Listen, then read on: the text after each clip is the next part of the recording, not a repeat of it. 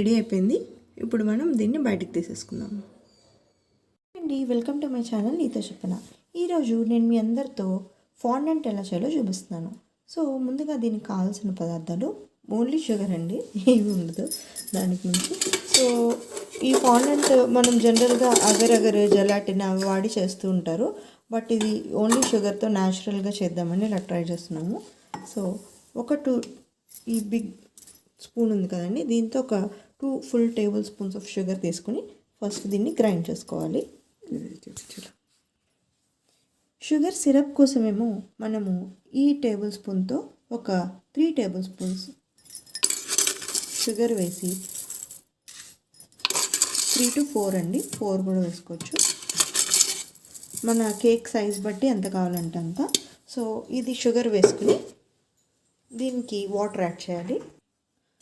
So 3 tablespoons of water మీద మనము medium హీట్లో దీన్ని మెల్ట్ చేసుకోవాలండి.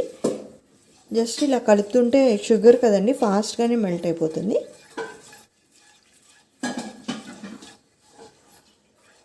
ఇది మెల్ట్ అయ్యేలోపు మనం ఒకసారి ఇందాక వేసుకున్న షుగర్ని మిక్సీ చేసుకుందాం.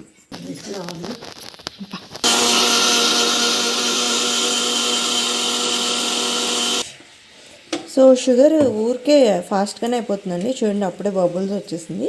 సో మనం ఇంకొంచెం మెల్ట్ అవగానే లైట్గా లెమన్ జ్యూస్ వేసుకుంటే మనకి క్రిస్టలైజేషన్ అది జరగకుండా ఆపుతుందండి అది ప్రాసెస్. సో లైట్గా లెమన్ జ్యూస్ వేసుకుందామండి, జస్ట్ ఒక టేబుల్ స్పూను. ఇప్పుడు ఒకసారి దీన్ని కలిపేసుకుందాం. సో చూసారు కదా, ఇది తీగపాకం వచ్చేసింది. సో ఇందులో కొంచెం బటర్ వేసి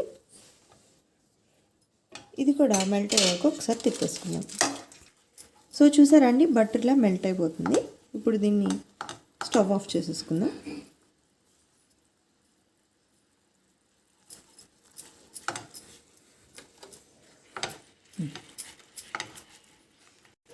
సో ఇప్పుడు మనం మిక్స్ చేసుకున్న పౌడర్ని ఫస్ట్ తీసేసుకుందాము. సో బటర్ దేశం కదండి, స్మెల్ అయితే అదిరిపోయింది, బట్ మీకు వీడియోలో తెలియదు కాబట్టి ఒకసారి మీరు ట్రై చేయండి. సో ఇక్కడ హోల్ పెట్టేసి ఈ తీసిన పాకాన్ని దీంట్లో వేసేద్దాము.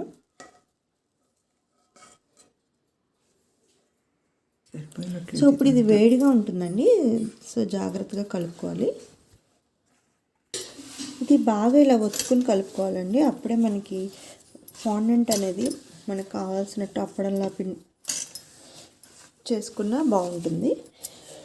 మనం ఎంత బాగా పిసికి కలిపితే అంత బాగా వస్తుంది ఫాండెంట్ అనేది. సో ఇది కొంచెం వేసుకుని ఇప్పుడు మళ్ళీ కలిపేసుకుందాం. ఇక్కడ చూసారా అండి, మనకి ఫాండెంట్ అనేది చక్కగా వస్తుంది.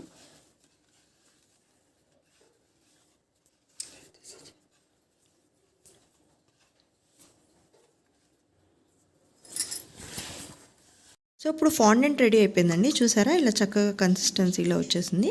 ఇప్పుడు ఇందులో గ్రీన్, ఇందులో రెడ్ వేసుకుని, నా దగ్గర ట్రీకి స్టార్కి మౌల్డ్స్ ఉన్నాయి. సో ఫస్ట్ కలర్స్ మిక్స్ చేసుకుని మనము కట్ చేసుకుందాం. సో ఇప్పుడు ఇందులో రెడ్ కలర్ వేసి మిక్స్ చేసుకుందామండి. మనకి స్టార్స్ రెడ్ కలర్లో ఉంటాయి కాబట్టి రెడ్ వేస్తున్నాము. మీకు ఏ కలర్స్ కావాలంటే అది ఏది హ్యాండీ ఉంటే వేసుకోవచ్చు. సో ఇప్పుడు సేమ్ ఇలాగే కొంచెము గ్రీన్ కలర్ జెల్ కలర్ తీసుకుని ఫాండెంట్ అందులో మిక్స్ చేసుకుందాం. లైట్గా నెయ్యి వేస్తే మనకి స్టిక్కీగా అంటుకోకుండా కూడా ఉంటుందండి, అండ్ కలర్ కూడా బాగా చక్కగా స్ప్రెడ్ అయ్యి షైనింగ్ వస్తుంది ఫాండెంట్కి. ఇది క్రీమ్ ఇష్టపడిన వాళ్ళు, అంటే కిడ్స్కి కొంతమందికి కాఫ్ వస్తుంది, క్రీమ్ ఎక్కువ తినరు అని ఉంటుంది కదండి, వాళ్ళకి ఫాండెంట్ కేక్ అనేది ఒక అదర్ ఆప్షన్. అండ్ మనం ఈ బొమ్మలు అన్నీ పెడతాం కాబట్టి చూడ్డానికి కూడా చాలా కలర్ఫుల్గా వస్తుంది కేక్. సో చూసారు కదండి, కలర్ బాల్స్ అన్నీ రెడీ అయిపోయాయి. ఇప్పుడు మనము షేప్స్ కట్ చేసుకుందాం.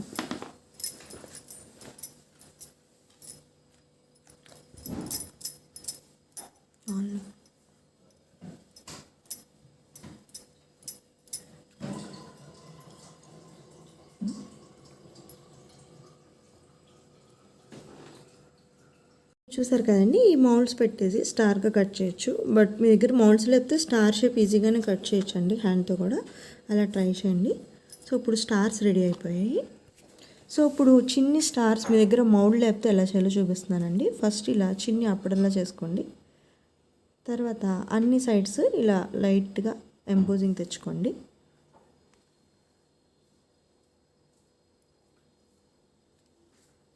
ఇప్పుడు అన్ని ఎడ్జెస్ ఇలా పెట్టుకున్నాక చిన్ని స్పూన్తో మీరు దాన్ని నొక్కేసుకోండి. అప్పుడు మనకి స్టార్ షేప్ అనేది పర్ఫెక్ట్గా వస్తుంది.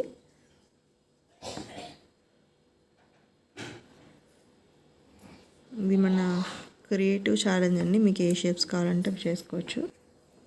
సో చూసారా, స్టార్ ఇలా రెడీ అయిపోతుంది. సో దీన్ని కూడా సేమ్ ప్రాసెస్ అండి. ఇలాగే జస్ట్ ఫస్ట్ చిన్ని అప్పడంలా చేసేసుకుని ఇందులో మన మౌల్డ్ పెట్టేసి కట్ చేసేసుకుందాం.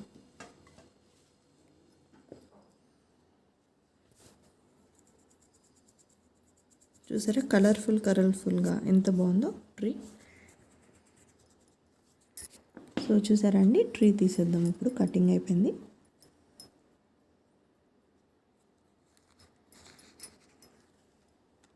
సో ఇప్పుడు దీన్ని ప్లేట్లో పెట్టేసుకుందాం. ఇప్పుడు దీన్ని ఫాండెంట్ని అప్పడంలా చేసేసుకుని దీనిపైన పెట్టుకుందామండి. సో చూసారండి, కేక్ డెకరేషన్ రెడీ అయిపోయింది. ఇప్పుడు మనం ఇందాక చేసి పెట్టుకున్న బొమ్మలు పెట్టేసుకుందాం. క్రిస్మస్ థీమ్ కాబట్టి